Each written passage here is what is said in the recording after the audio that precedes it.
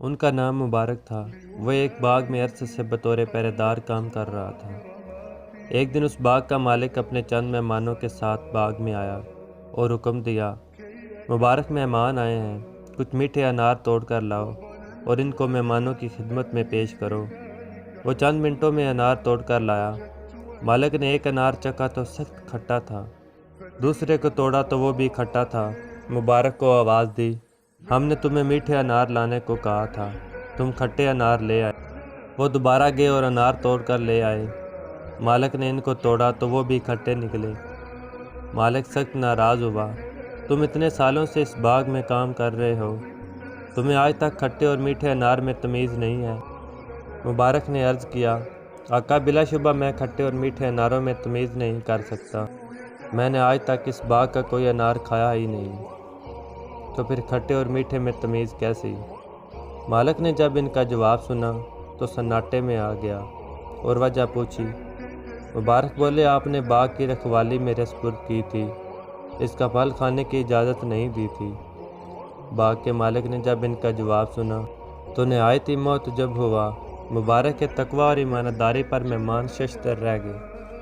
باغ کے مالک کی بیٹی جوان تھی اور وہ اس کے لیے موزوں رشتے کا متلاشی تھا۔ اچانک اس کے ذہن میں آیا کہ میری بیٹی کے لیے اس سے بڑھ کر کوئی شخص موزوں نہیں ہو سکتا۔ اس نے مبارک سے کہا، اگر میں تمہیں اپنا داماد بنا لوں تو تمہارا کیا خیال ہے؟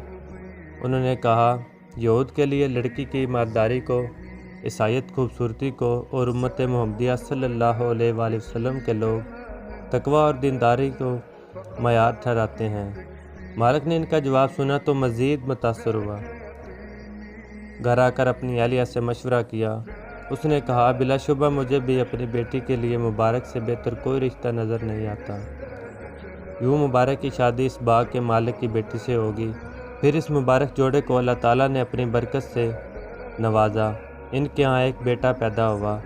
اس کا نام انہوں نے عبداللہ رکھا، جو بڑے مشہور محدث ہوئے اور جنہوں نے اپنے علم سے ایک جہان کو منور کیا۔ دنیا ان کو امام عبداللہ بن مبارک رحمہ اللہ کے نام سے جانتی ہے۔ حلال کھانے سے نیکی کی توفیق ہوتی ہے، اچھے اخلاق جنم لیتے ہیں، برائی سے نفرت پیدا ہوتی ہے، گناہ مٹ جاتے ہیں اور اللہ تعالیٰ کی رضا اور خوشنودی حاصل ہوتی ہے، جس کے نتیجے میں بندہ جنت کا مستحق ہوتا ہے۔